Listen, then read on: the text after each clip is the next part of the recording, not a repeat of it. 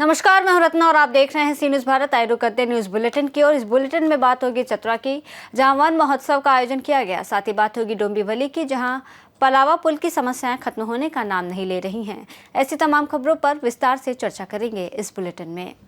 खबर बहराइच से है, जहां राष्ट्रीय पत्रकार सुरक्षा परिषद के जौनपुर जनपद के जिला अध्यक्ष तामीर हसन शीबू द्वारा होप फैमिली हॉस्पिटल में व्याप्त अनियमितताओं एवं जनहित से जुड़ी खबर को प्रकाशित किया गया था। ये कार्य पूर्णतः लोकतांत्रिक और पत्रकारिता के मूलभूत कर्तव्यों के अंतर्गत था, लेकिन संबंधित संस्थान और प्रभावशाली लोगों के दबाव में आकर स्थानीय पुलिस प्रशासन ने शीबू पर फर्जी मुकदमा दर्ज कर दिया।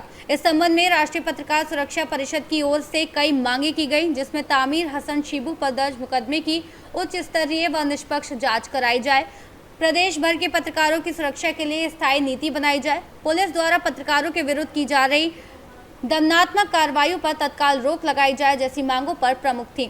इस मामले में राष्ट्रीय पत्रकार सुरक्षा परिषद ने मुख्यमंत्री योगी आदित्यनाथ से संज्ञान लेने की बात कही है।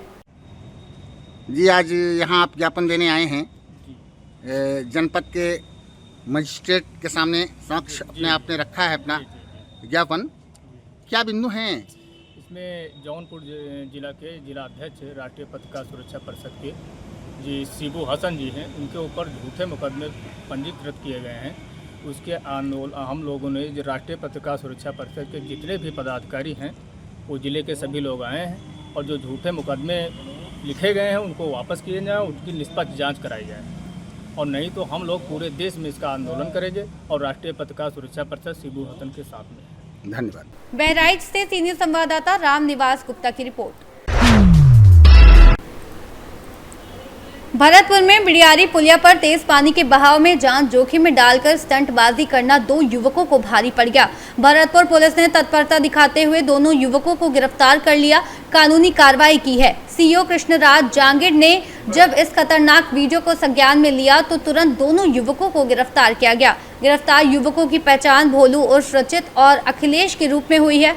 भरतपुर पुलिस ने वीडियो या रील के लिए जान जोखिम में न डालें, बारिश का दौर जारी है, बहाव क्षेत्र से दूर रहें, अभिभावक अपने बच्चों को नदियों, नालों व तालाबों से दूर रखने की आमजन से अपील की है। बार बार प्रशासन के मना करने पर भी हमने बहते पानी में छलांग लगाई, अपनी जान जोखिम में डाली। हम माफ़ी मांगते हैं, आगे से हम ऐसे नहीं करेंगे, उसके लिए हम क्षमा चाहते हैं। आप भी ऐसा ना करें, बहते पानी में छलांग ना लगाएं, अपनी जान को जोखिम में ना डालें। बार बार प्रशासन के कहने के बावजूद भी हमने बहते हुए पानी में छलांग लगाई और ये जान जोखिम में डालने वाला कार्य था। आगे से आगे ये कार्य हम कभी नहीं करेंगे और आप भी ये कार्य कभी ना करें। इसके लिए हमें अपनी तहे दिल से हम आपसे माफ़ी मांगते हैं और ये काम कभी ना करें, नहीं तो अन्यथा प्रशासन की ओर से आप पर कानूनी कार्रवाई की जाएगी। भरतपुर से सी न्यूज़ संवाददाता देवेंद्र सिंह सोलंकी की रिपोर्ट। चतरा जिले के उत्तरी वन प्रमंडल में स्थानीय भेड़ी फार्म परिसर में वन महोत्सव का आयोजन हुआ, जिसमें सांसद, विधायक, सीसीएफ और डीएफओ सहित कई अधिकारी मौजूद थे। कार्यक्रम में पेड़ों के महत्व पर जोर दिया गया और वन क्षेत्र में हुई कमी को लेकर वन विभाग की तत्परता बताई गई। वन महोत्सव को जन जागरूकता बढ़ाने वाला महत्वपूर्ण कदम बताया गया। वन महोत्सव इस लक्ष्मणपुर ग्राम के भेड़ी फार्म में मनाया जा रहा है। इसका मुख्य उद्देश्य है कि जन जागरण में किस तरह से किया जाए, वनों के प्रति लोगों को कैसे जोड़ा जाए, प्रकृति के प्रति लोगों को किस तरह से सजग बनाया जाए, ताकि वो प्रकृति के संरक्षण में, संवर्धन में सहयोगी बने। क्योंकि जनरली हम देख रहे हैं कि जिस तरह से प्रकृति का ह्रास हो रहा है वो हमारे जलवायु परिवर्तन में, हमारे जीवन के क्या कहते हैं उत्पादकता में, चाहे बीमारियों के रूप में या फिर हमारे जो भोजन है उसके उत्पादन का जो भी अनिश्चितता आई है, उसके कारण कहीं ना कहीं हम प्रभावित हो रहे हैं। तो यदि हम वनों का यदि हम संरक्षण करेंगे, संवर्धन करेंगे, तो धीरे धीरे जो हमारा प्राकृतिक का जो चक्र है, नेचुरल जो साइकिल है, उसको हम दोबारा से जो पुनर्स्थापित कर पाएंगे और जो हमारा जो पुरातन जो परंपरा है जीवन की, उसके साथ हम यदि जिएंगे तो हमको मुझे लगता है कि आगे जाके हम मतलब सिर्फ ना कि प्रकृति के ह्रास को रोकेंगे बल्कि बढ़ाएंगे भी और इससे हम अपने आप को लाभान्वित भी करेंगे। चतरा वन प्रमंडल उत्तरी श्री राहुल कुमार मीना जी के सौजन्य से मनाया जा रहा है। कार्यक्रम में देखिए क्षेत्रीय मुख्य वन संरक्षक RN मिश्रा साहब पहुँचे हैं, तमाम वन पदाधिकारी पहुँचे हैं। निश्चित तौर पे एक संदेश हम लोग देना चाहते हैं कि वनों के रखाव, वन कटे नहीं, कैसे बचाया जाए। इस संदर्भ में महोत्सव करके हम सबको बताना चाहते हैं। सरकार चाहती है कि हम जागरूकता फैला करके हम कैसे पेड़ पौधा के बचाएं, हम जीव जंतु के कैसे संरक्षित करें, हम पेड़ों के कैसे संरक्षित करें। मैंने कहा, आप सुनते हो, मैंने कहा है कि यहाँ 60% वन क्षेत्र है चतरा जिला में। झारखंड के सबसे अधिक वन से क्षेत्र से आच्छादित है तो वो चतरा है। तो हम सब के प्रयास है, आप सब से मैं भी अपील करता हूँ कि जैसे इंसान बचाने के लिए सरकार ने तरह तरह के हॉस्पिटल खोले हैं, व्यवस्था दी है, उसी तरह से हम वन को कैसे बचाएं, वन को कैसे संरक्षित करें। अब देख लीजिए हाथी कहाँ जंगल गांव में जा रहा है। अब देखिएगा आप गिद्दड़ उगड़ छोटे छोटे देखते हैं, वो लोमड़ी सब देखते हैं, अब शहर में रहता है। अब जंगल छोड़, जंगल तो आने से जंगल तो काट दे रहा है लोग। इसलिए हम सब के प्रयास रहेगा, हम सब के प्रयत्न रहे कि कैसे हम वनों के बचा सकते हैं, हम कैसे कैसे पेड़ पौधा बचा सकते हैं। मैंने कहा कि बर्थडे जब मनाता है लोग तो कम से कम घर में एक पेड़ लगाए बर्थडे के दिन, तो आप समझिए कि आप जो पेड़ लगाना चाहते हैं, कोई उसमें अधिक प्रतिबंध नहीं है। इसलिए हम सब से अपील करते हैं कि वन कैसे बचे, सुरक्षित रहे, संरक्षित रहे और कैसे इसको हम आगे बढ़ा सकते हैं। क्योंकि यहाँ पर वनों के क्षेत्र की कमी नहीं है, केवल काटना बंद कर देना तो पेड़ ऐसे उग जाता है। इसलिए आप सबके चैनल के माध्यम से आप सबको मैं संदेश भी देना चाहता हूँ कि आप भी प्रयास कीजिए, आप अपना बर्थडे मनाइए तो हम लोग को बुलाइए और हम लोग भी। जागरूकता नहीं है, जिस दिन लोग समझ जाएंगे ना कि पेड़ लगाना जरूरी है, पेड़ काटना हम सब के नुकसान होगा, प्रकृति के लिए नुकसान होगा, प्रकृति के नुकसान होगा। और निश्चित तौर पे हम ये कहते हैं, आप सबसे मैंने अपील किया है कि भाई इसको पेड़ को आप लगवाइए। आप बागवानी देख रहे हैं, आप देख रहे हैं शुरू किया है लोग, तो हम लोग जागरूकता ये सब जो वन महोत्सव के माध्यम से हम जो संदेश देना चाहते हैं, दिन भर सब कार्यक्रम छोड़ के हम लोग एक संदेश देना चाहते हैं कि हम पेड़ को कैसे बचाएं, हम जंगली जानवर को कैसे बचाएं, हम कैसे इस जगह को संरक्षित रखें। 3 विषय पर जब हम लोग चर्चा करते हैं तो निश्चित तौर पर 100 को में 20 को तो मानेगा जो टांगी लेकर निकल जाता है। देखिए कितना बढ़िया वाले जो नाटक कला के माध्यम से हम लोग एक संदेश देने का प्रयास किया है कि भाई आप पेड़ लगाना कितना ज़रूरी है। आम खाते हो, आम लगाओ, आम खाते हो, उससे आपका फ़ायदा होगा, नुकसान नहीं होगा। आप पीपल के पेड़ तर आप उसको ऑक्सीजन मिलता है, नीम के पेड़ तर आप समझिए दतमन करता है, वो नीम के पेड़ कितना बढ़िया चीज़ है। तो निश्चित तौर पर हम इन चीज़ों पर अगर ख्याल करें तो पेड़ पौधा बचाने से हम सब के स्वास्थ्य के लाभ होगा। वर्षा समय पर होगा, गर्मी समय पर पड़ेगी, नहीं तो सब असमय होना शुरू हो जाएगा। उद्देश्य है लोगों के बीच में जागरूक करना, वनों के महत्व को बताना, समझाना कि हमारे लिए बहुत ज़रूरी है।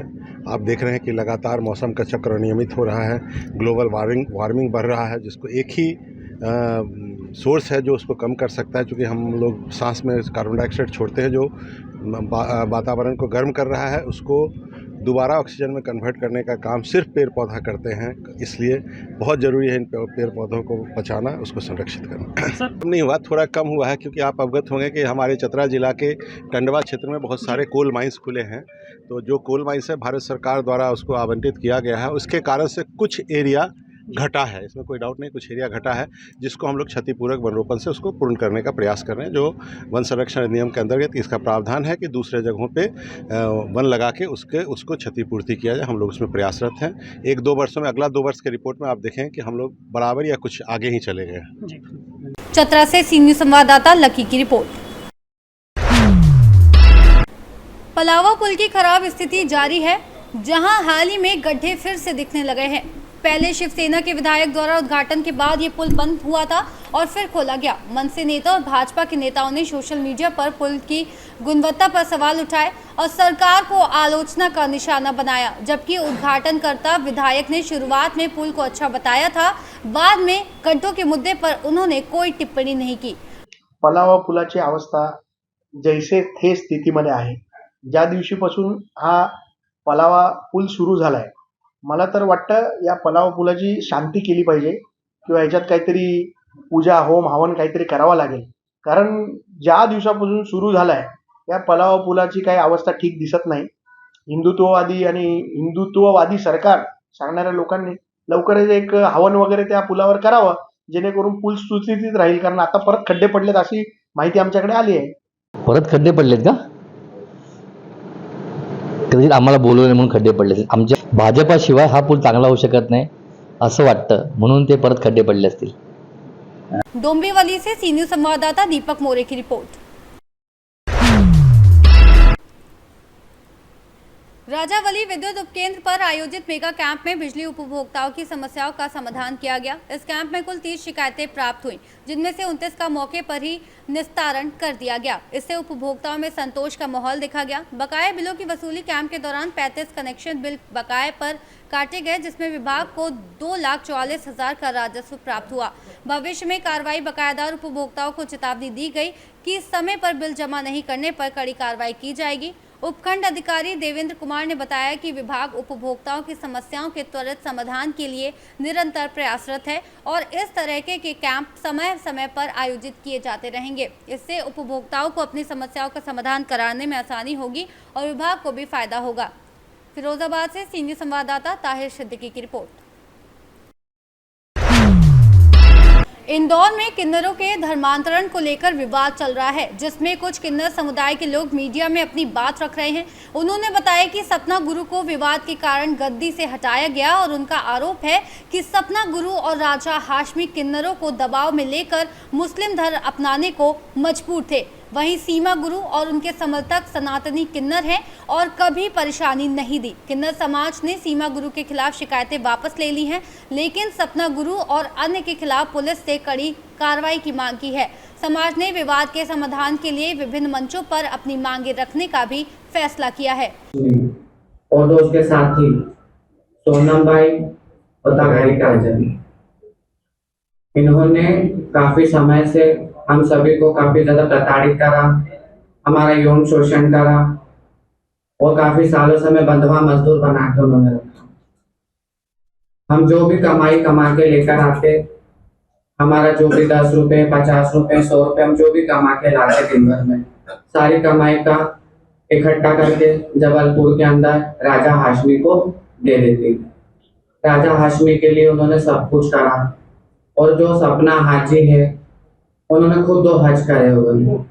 क्या करे उन्होंने 2 हज वो खुद करके आए हुए और सारा रुपया पैसा इकट्ठा कर जबलपुर पहुंचाते हैं और जबलपुर के अंदर राजा हाशमी की अंबेडकर नगर में 2.5 करोड़ के 3 बंगले, कुआरा चौक पर 30 लाख की मोबाइल की 3 दुकानें। इंदौर से सीनियर संवाददाता राकेश राय कवार के साथ एमएल शाह की रिपोर्ट। मुंद्रा केसी केएम कन्या विद्यालय में ब्रह्म कुमारी सुशीला दीदी ने लगभग 560 छात्राओं को मानसिक स्वास्थ्य और सकारात्मक सोच पर मार्गदर्शन दिया। उन्होंने समझाया कि शारीरिक बीमारियों का मूल कारण कमजोर मन है और राजयोग मेडिटेशन से मानसिक तनाव, भय और निराशा जैसी समस्याओं से राहत मिलती है। साथ ही माता पिता की आज्ञा का पालन जीवन में सफलता के लिए आवश्यक बताया गया। इस कार्यक्रम से छात्राओं में मानसिक स्वास्थ्यता और सकारात्मक दृष्टिकोण विकसित हुआ, जो उनके भविष्य के लिए लाभदायक रहेगा। कच्छ से सीनियर संवाददाता प्रकाश की रिपोर्ट।